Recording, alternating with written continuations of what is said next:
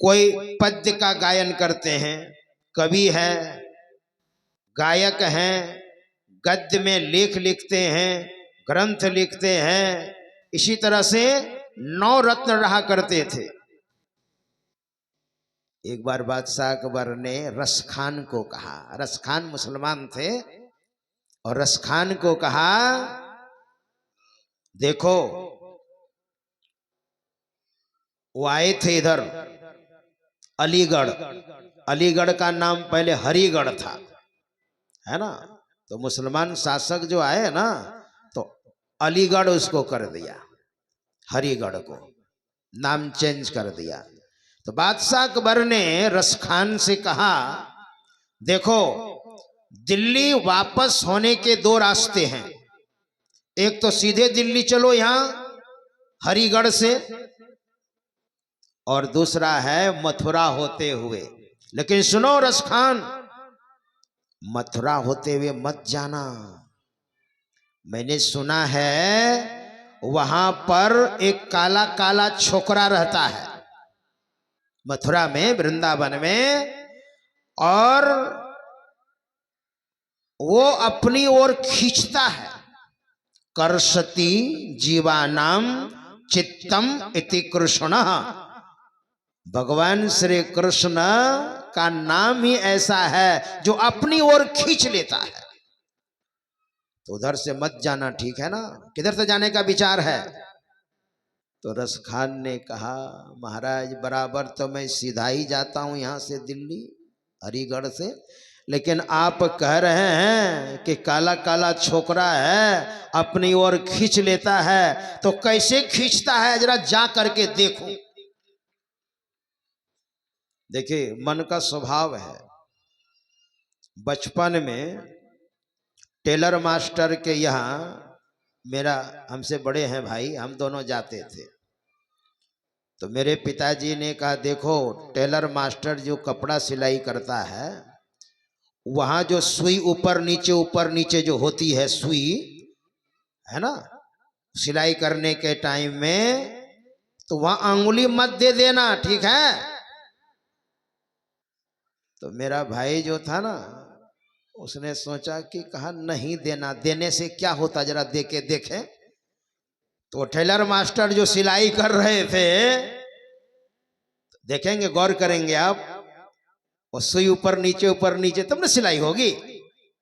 मेरे भाई ने कहा क्या हो, जरा देखते हैं। ये मन का स्वभाव है।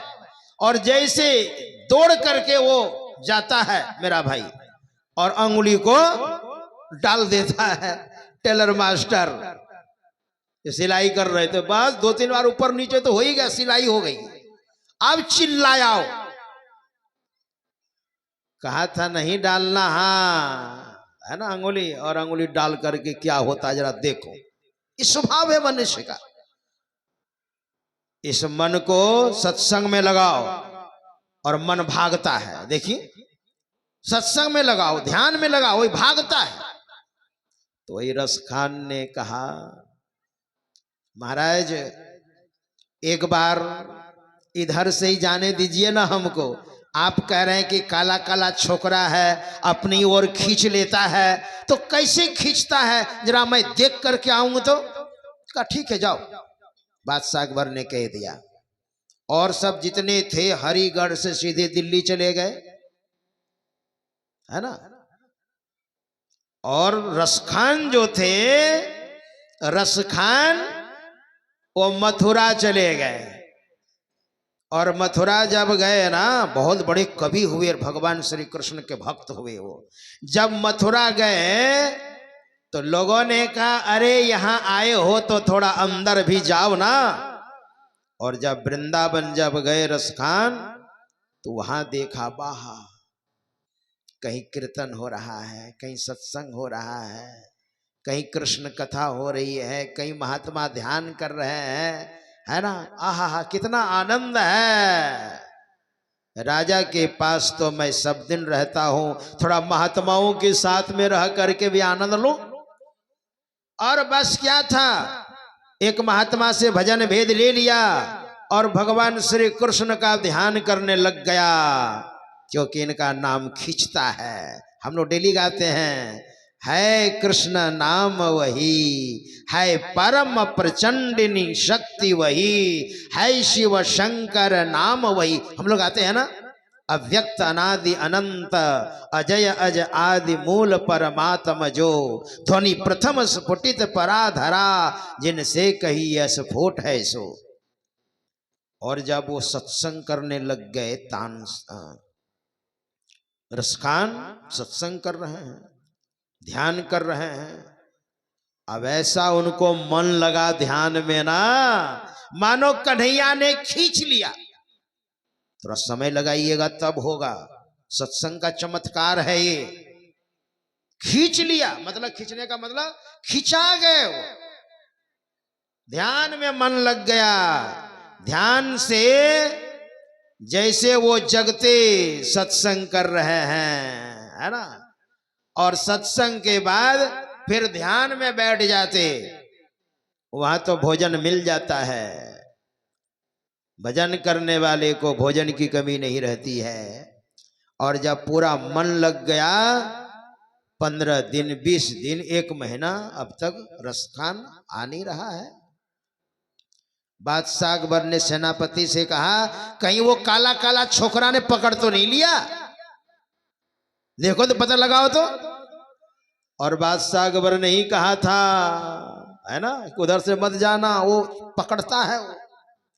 और ऐसा पकड़ा रसखान को, सेनापति ने खोजते खोजते पता तो लगा ही लिया और चले गए। देखें बैठे हुए हैं, मगन है सत्संग में, है ना। तो पता लगाया, अरे रसखान तुम यहां बैठे हो, बादशाह अकबर इंतजार कर रहे हैं, चलो। रसखान ने कहा, भैया आप कौन हैं? अरे मैं सेनापति तुम्हारा। कौन सेनापति?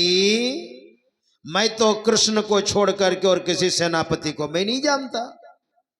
बोलिए।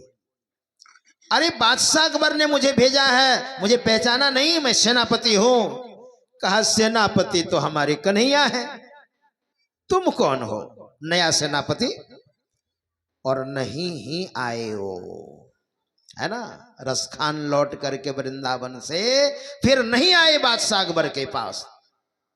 जो आनंद यहां पर है, ओह राजसी ठाठ बाट में क्या आनंद हो, तो रजगुनी है ना। यहां जो आनंद है, आत्मा का आनंद, सत्संग नित अरु ध्यान नित, रहिए करत संलग्न हो, व्यभिचार चोरी नशा हिंसा, झूठ तजना चाहिए, है ना। हमारे गुरु महाराज कहते हैं, सत्संग नित अरु ध्यान नित। सत्संग कीजिए, ध्यान कीजिए, मन को लगाए रखिए। और रसखान ने भगवान श्री कृष्ण के बारे में जो उन्होंने चर्चाएं की है, जो लिखा है, जो रचना किया, सुनिए आप। रसखान क्या कहते हैं, इतने भावुक हो गए, इतने प्रेमी हो गए, भगवान से कहा, हे प्रभु हमको दुनिया में मत भेजना, उधर सुख नहीं है, बहुत दुख है, उस प्रपंच में मत भेजना। तो रसखान ने भगवान श्री कृष्ण से प्रार्थना की है, मानुष हो तो वही रसखान। हे प्रभु आपसे मेरी प्रार्थना है, अगर मनुष्य में अगर मुझे आप जन्म दीजिएगा तो रसखान में ही जन्म दीजिएगा, है ना। मानुष हो तो वही रसखान, है ना। अच्छा, और जाऊं पशु हो तो कहा बस मेरो, अगर मेरे कर्म गड़बड़ सड़बड़ हो गए हैं तो अपने कर्मानुसार, मैंने जैसा कर्म किया है उसी के अनुसार, उसी अनुपात में, उसी जोनी में हमको आप भेजिएगा। तो मेरा तो कोई बस में नहीं है प्रभु, हे कन्हैया। अगर पशु में जन्म देना हो तो कोई बात नहीं है, नंद बाबा की जो गोवे हैं, उसी गौ में एक कोई गौ बना देना मुझे। जाऊं पशु हाँ तो कहा बस मेरो, चरौ नित नंद के धेनु मझार। देखिए ऐसा कहा, मतलब वृंदावन में देना प्रभु, उधर मत भेजना, दुनिया में बहुत कलेश है, बहुत कष्ट है ना। ऐसा रसखान ने ऐसा कहा। रसखान ने तब भगवान के बारे में वर्णन किया है कि हमारे कन्हैया कैसे जानते हैं। मैं बराबर सत्संग में कहता हूं, हमारी कन्हैया की जो चर्चा है ये बड़े बड़े सिद्ध पुरुष लोग करते हैं। ऐसे हमारे कन्हैया महान हैं, हमारे कृष्ण महान हैं। शेष महेश गणेश दिनेश सुरेश ही जाहि निरंतर गावे। शेष महेश गणेश दिनेश सुरेश ही जाहि निरंतर गावे। जाहि अनादि अखंड अनंत अछेद अभेद सुवेद बतावे। शेष महेश गणेश दिनेश सुरेश ही जाहि निरंतर गावे। नारद से सुख व्यास रटे, नारद से सुख व्यास रटे, सुर ब्रह्मादिक पार न पावे। ताहि अहिरी की छोहरिया छछिया भर छाछ पे नाच नचावे। ताहि अहिरी की छोहरिया छछिया भर छाछ पे नाच नचावे। शेष महेश गणेश दिनेश सुरेश ही जाहि निरंतर गावे। क्या सुंदर रसखान ने वर्णन किया है। लौट करके नहीं आए फिर वृंदावन से, अंततो गत्वा पंच भौतिक शरीर का परित्याग कर दिया। रसखान भगवान कृष्ण के बारे में ऐसा वर्णन किया है। निर्गुण और सगुण के बारे यानी सत्संग किया है ना। इस तरह से तो सत्संग से मनुष्य महान बन जाते हैं।